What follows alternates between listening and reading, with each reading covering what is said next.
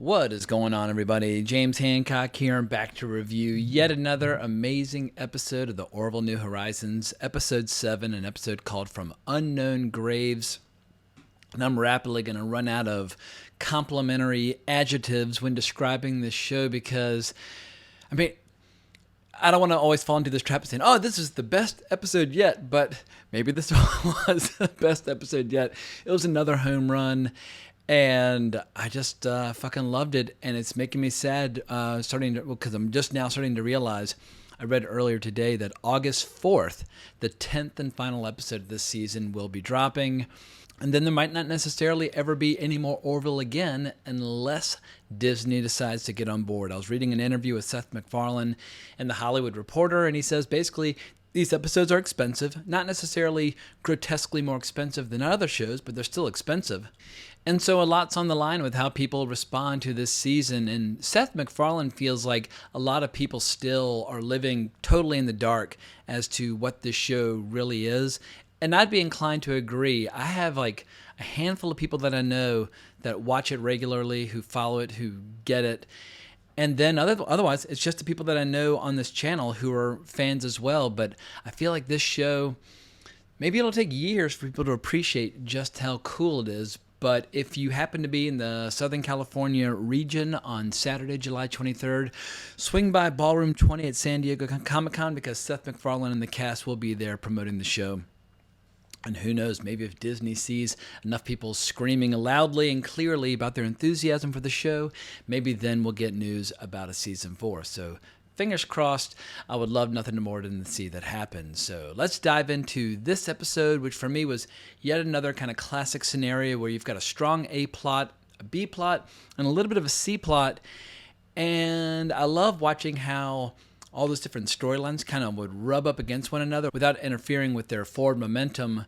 But by the end of the episode, I was left with this incredibly satisfied, just warm feeling. But it wasn't like a warm feeling like cheesy nostalgia or sentimentality or anything like that, or like unearned emotion.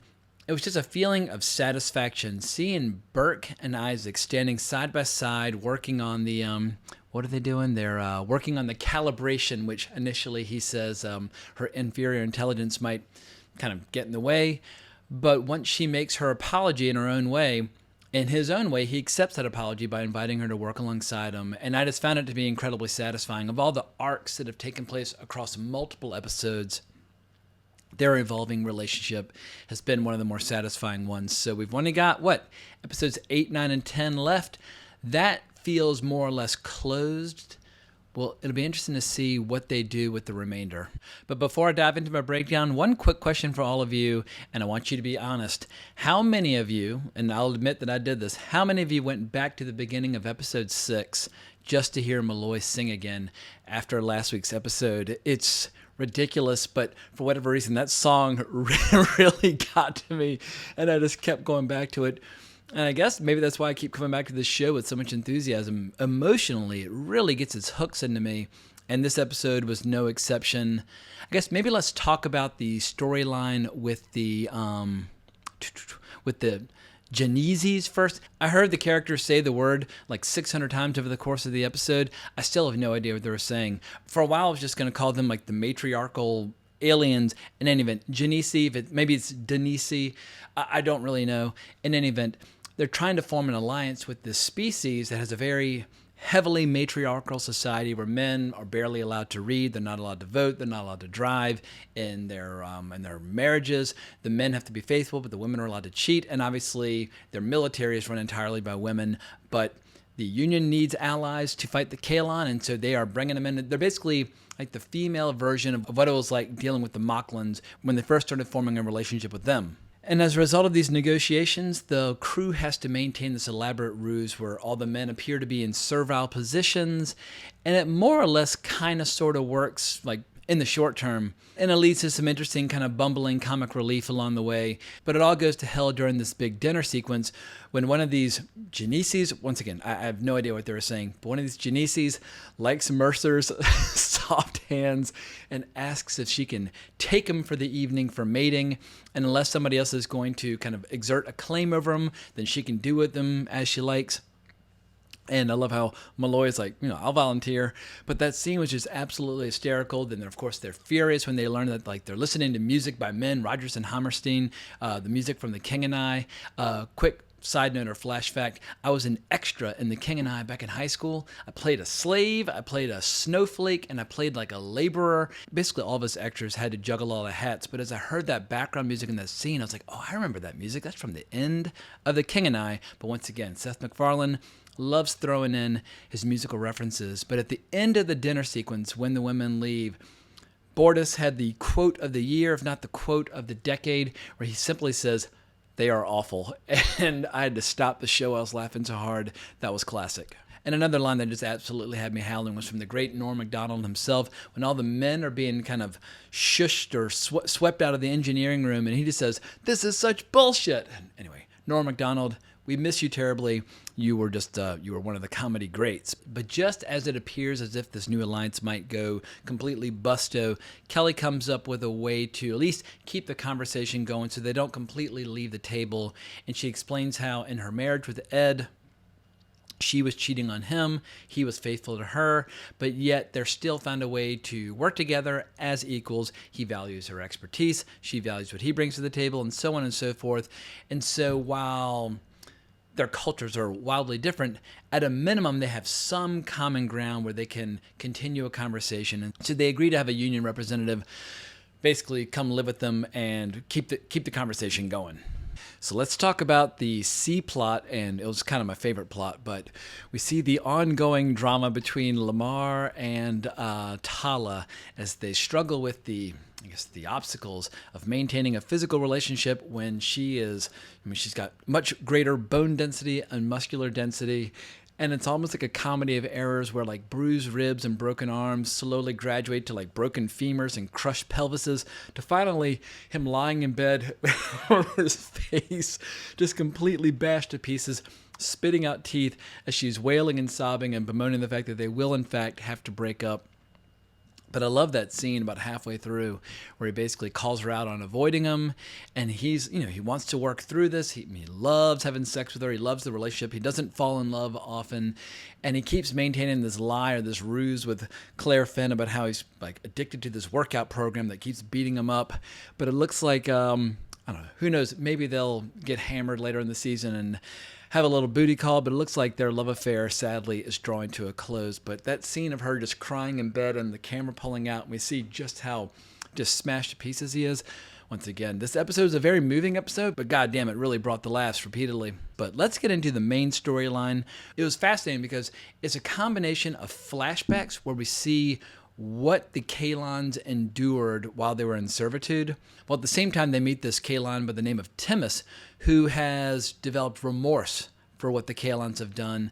And there's a doctor either by the name of Bilka or Vilka. Once again, every time they said it, I kept rewinding it. I was like, are y'all saying Bilka or Vilka?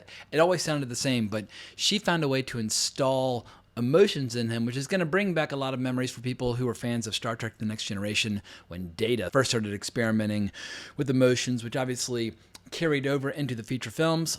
But as interesting as it was watching Timus and Isaac interact when one has emotions and one does not, I was much more interested in the flashback sequences. Those scenes were so ruthless and so hardcore. First and foremost, seeing how the people who invented these, I guess, artificial intelligence life forms, how they installed these devices that allowed their owners to inflict pain on them, but then seeing how quickly it was abused by children.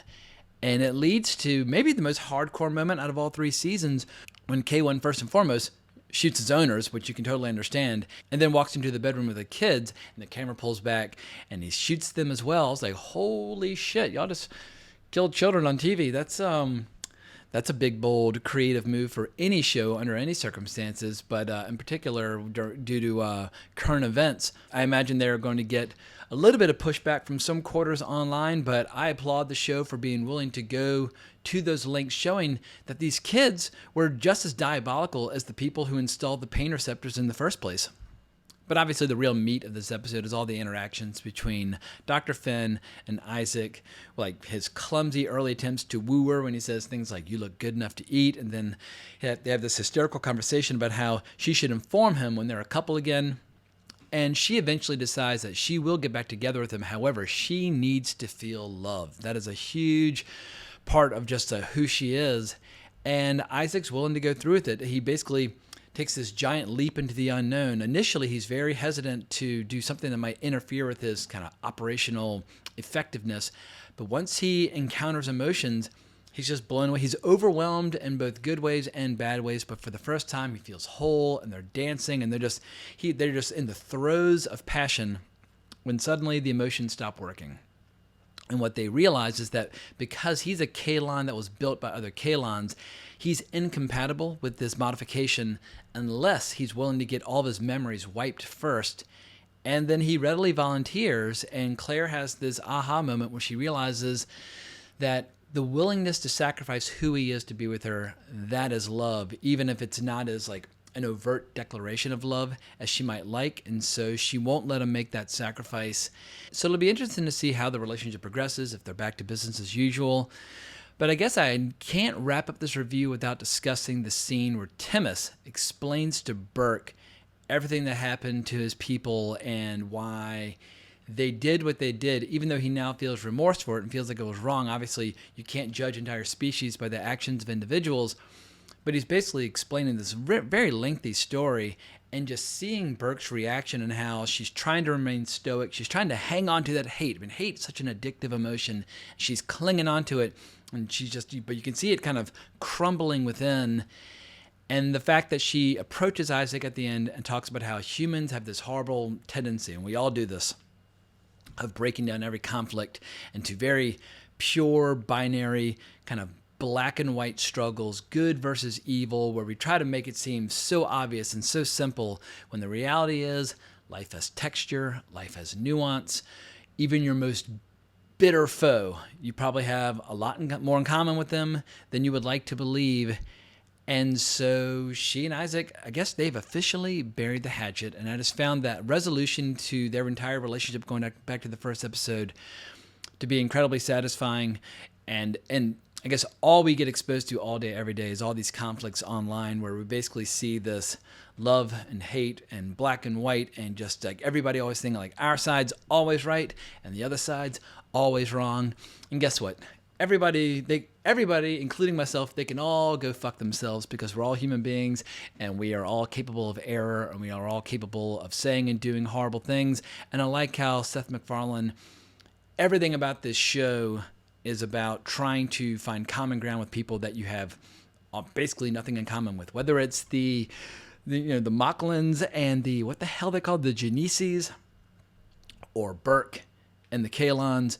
But this show, if anything, is about finding harmony where harmony is difficult to find. So I think that's why I found this episode to be so satisfying.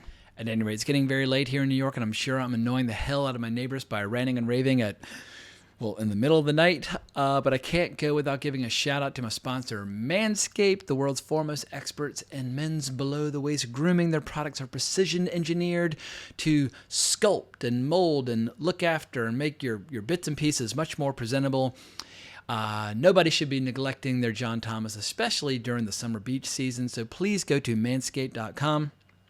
Use the discount code WRONGREEL in all caps, and you'll get 20% off anything you buy. But I strongly recommend the Performance Package 4.0. And I promise, if you send me before and after pics, I will not post them on this YouTube channel. Your secret will be safe with me, but the support goes to the podcast as well as this YouTube channel. So that's all I'm going to say on that. I'm starting to ramble. Once again, it's late, so please remember to like the video, subscribe to the channel, consider sharing the video and hitting that notification bell. But I hope everyone has an amazing weekend. But more importantly, as always, onwards and upwards.